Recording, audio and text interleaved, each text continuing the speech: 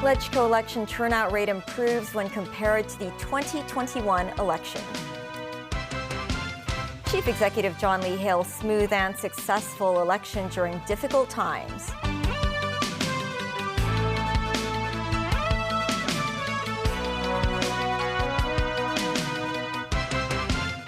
Hello, you're watching TVB News. I'm Melissa Hekalea.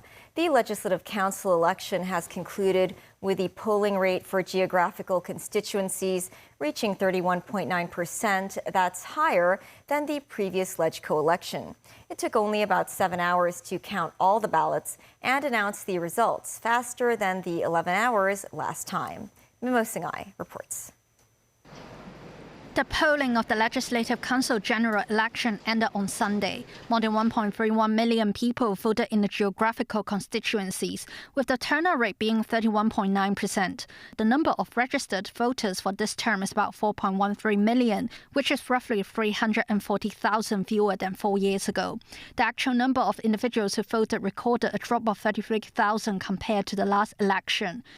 The New Territory Southwest constituency had the highest turnout rate at 32.69%. The lowest turnout rate was in New Territories Northeast at 30.15%.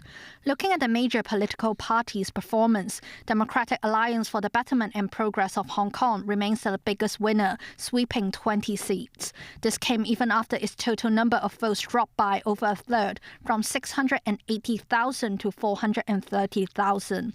Business and Professionals Alliance for Hong Kong have 8 seats in functional and election committee constituencies, but it failed to win in any in the geographical constituencies.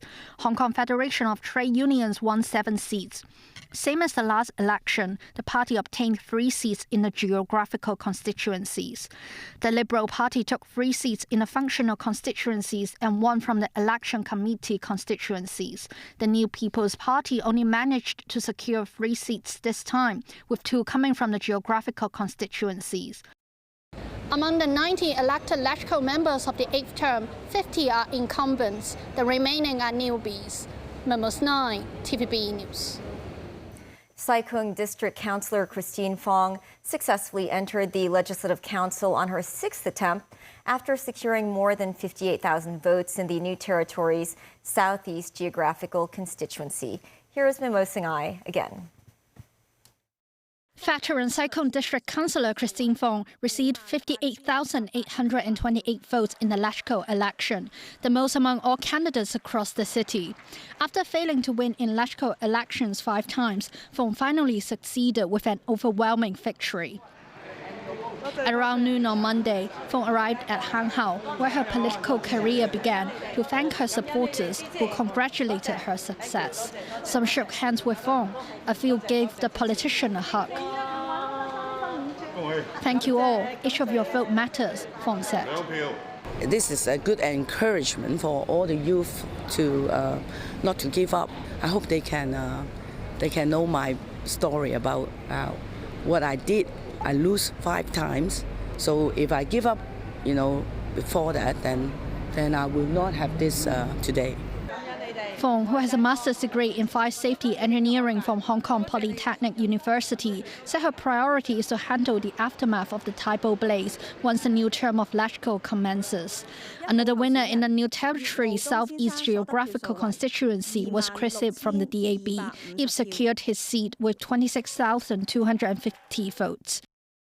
In the New Territories Northwest Geographical Constituency, the DAB's Holden Zhao secured another term after receiving 42,347 votes. His opponent, Zhang Hofeng from the Round Table, headed by veteran politician Michael Tian, won the second seat with 34,756 votes. Memos 9, TVB News. Chief Executive John Lee congratulated the newly elected Legislative Council members. He said he hopes to work with LegCo members to advance post-fire support and reconstruction efforts. Writing in social media, Lee said, at a time when Hong Kong society is facing common challenges, the successful LegCo election reflects respect and the constitutional order and the rule of law. He thanked every voter for exercising their civic rights and responsibilities. Beijing's Hong Kong and Macau Affairs Office said it believes the new LegCo members will be able to properly handle the relationship between the executive and legislative branches and fully supports the chief executive and the SAR government in governing according to law. Bill Tang of the Federation of Trade Unions has been dubbed the King of Votes after his victory in Kowloon East with 53,675 votes, the highest among male candidates. For Hong Kong Island West, Judy Chan of the New People's Party took the seat previously held by her party's founder, Regina Ip. Samantha Lee reports on the results in constituencies in Hong Kong Island and in Kowloon. The two winners in Kowloon Central, DAB's Derry Lee and non-affiliated Kiseng Yang, are both re-elected lawmakers. They received 53,529 and 28,163 votes, respectively, in Kowloon Central, which is the most hotly contested geographical constituency. Lee, who is a member of the National People's Congress Standing Committee, won more than 90,000 votes in the last election, almost double this year's tally. In Kowloon East, Bill Tang of the FTU comfortably retained his seat with the highest number of votes among male candidates in all geographical constituencies. Newcomer Chen Pui-kong of the DAB narrowly defeated Leung Si-wan and his party colleague incumbent Frankie Ngan. For Kowloon West, both the DAB's Winston Chang and Scott Leung of the Kowloon West New Dynamic succeeded in their re-election bid with 41,767 and 25,692 votes respectively. For Island West, incumbent DAB's Chang Ha-feng won with 30,543 votes, followed by the New People's Party's Judy Chen, who switched from the election committee constituency. The two Chans beat FTU's Kwok Wai-keun, who was a legislator representing the labor sector. Judy Chen credits her win to Regina Ip for entrusting her and vows to strengthen her LegCo work in the coming 4 years. For Island East, the FTU's Ng Chao-pei was re-elected, despite getting 24,000 votes, less than that of previous election. Newcomer DAB District Councillor Chakit Lane secured a seat with 22,054 votes. Samantha Lee, TVB News. Still ahead, Israeli Prime Minister Benjamin Netanyahu ready to discuss second phase of Gaza ceasefire plan. And families provide DNA samples to identify Tai Po fire victims.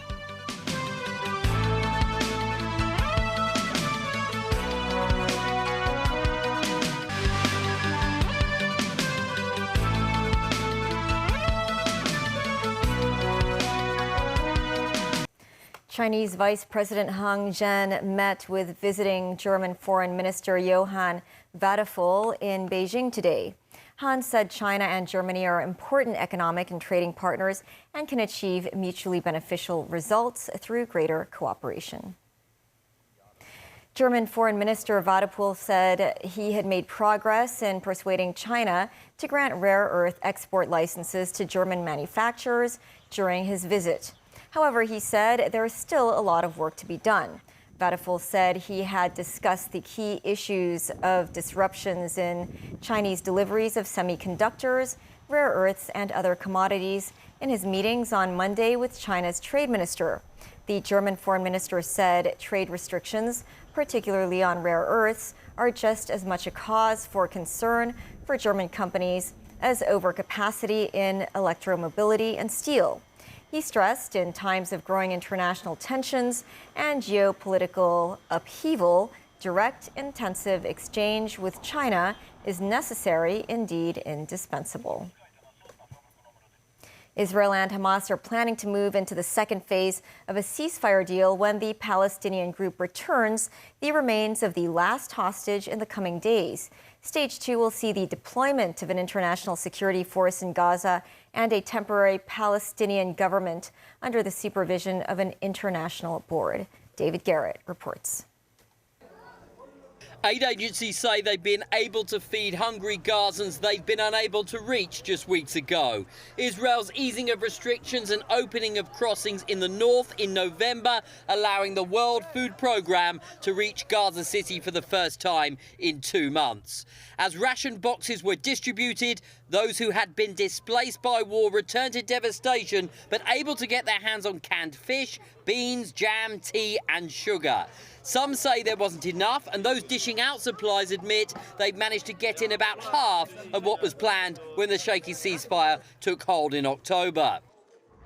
It is not just Gaza's displaced during recent fighting. Israelis in the north, where the border road looks into Lebanon, are returning. 60,000 were forced to flee as skirmishes with Hezbollah intensified in 2023. The shrapnel from rockets remain on the ground a year after a tense ceasefire was agreed. This used to be a place for tourism and cultivation. Now there is tension in the air. Israeli forces continue to fire almost daily on the Lebanese militant group who've not disarmed. Those caught in the middle fear escalation at any time. When I teach my girl how to ride a bike, Hezbollah people watching on us. And that thought is something that's very hard to take out of my mind. And it's something that I'm thinking every day. The farmer is sceptical of a government promise that his home is safe and the economy will rebound. Israel's Prime Minister presses on. Benjamin Netanyahu, who welcomed Germany's Chancellor over the weekend, says agreements are holding and the region is stabilising. And now we have a second phase, no less daunting, and that is to achieve the disarmament of Hamas and the demilitarization of Gaza. And as I mentioned to the Chancellor, there's a third phase, and that is to de-radicalize Gaza. Something that also people believed was impossible, but it was done in Germany, it was done in Japan, it's done in the Gulf states. Speaking in Qatar, Hamas say they'll lay down or freeze and store weapons if things stay on track. Therefore, we are talking about, on one line, to end fully the first phase. Second, to initiate a political process which has to end with an independent Palestinian state. And during this time, we can go for 5, 7, 10 years ceasefire. David Garrett, TVB News. And back to the LegCo election results. Hong Kong Olympic gold medalist Vivian Kong wins the Tourism Functional Constituency. With more on the Functional and Election Committee constituencies, here's Samantha Lee again. 江文慧女士在上述選舉中當選。 Paris Olympic fencing champion Vivian Kong wins in the tourism functional constituency, outpointing her rival Ma Yak-chiu 131 votes to 23. 旅遊業係香港4大支柱產業之一。 She expressed gratitude to the sector's support and pledged to be a policy advocate and a pillar of society who will speak on behalf of the people. Business and Professionals Alliance for Hong Kong secured 8 seats in the election, with 6 from functional constituencies. Former chairman of the Hong Kong Institution of Engineers, Aaron Bog, takes a seat by receiving 3,058 votes. 喺上述選舉之中當選。 Outgoing LegCo veteran Tommy Cheung, chairman of the Liberal Party, passed the baton to his party colleague Leung Chun to represent the catering industry. Incumbent Peter Siu retained his seat for the wholesale and retail sector. The Liberal Party did not field candidates in the transport constituency, but Nicholas Chan won a seat for the legal sector, bringing the party's tally of LegCo seats to 4. For other constituencies, Henderson Land executive Won Ho Ming earned a seat for the real estate and construction sector, while the chief executive of the Hong Kong Council of Social Service, Chairman Yi, won in the social welfare constituency. In total, 12 lawmakers won re-election bid in functional constituencies. They include David Lam for medical, Chen Chen-ying for finance, Robert Lee for financial services, among others. For the 40-seat election committee constituency, 24 incumbent legislators retained their spots. The champion of votes goes to Yu Pek Leung, followed by Chen Ho-yan, who received 1,386 votes. Samantha Lee, TVB News. Police today began collecting DNA samples from the families of those missing in the Tai Po fire. so as to assist in identifying the remains. Danny Cho has more. Police set up an identification point at the Convoy Community Hall in Tai Po for families of the missing Wanford Court residents. 31 people remain missing, and the identities of some remains have not yet been confirmed. Police have arranged for the families of the missing and those who have earlier identified the remains from photographs to undergo DNA testing and oral swab sampling for scientific identification. Results are expected in several weeks. A family member of a couple in Wan Sheng House who wished not to be photographed spoke about a desire to have her parents identified. She said she could only examine remains or ashes, but said it is already painful. Meanwhile, wearing full protective gear, members of the police disaster victim identification team continued their search at Wanford Court. The insurance authority said that regarding the Wanford Court fire, the industry has found about 1,800 relevant property accident insurance policies and some 10,000 life insurance policies. Danny Zhou, TVB News. That's the news. Thanks for watching. Pearl Magazine is up shortly. See you then.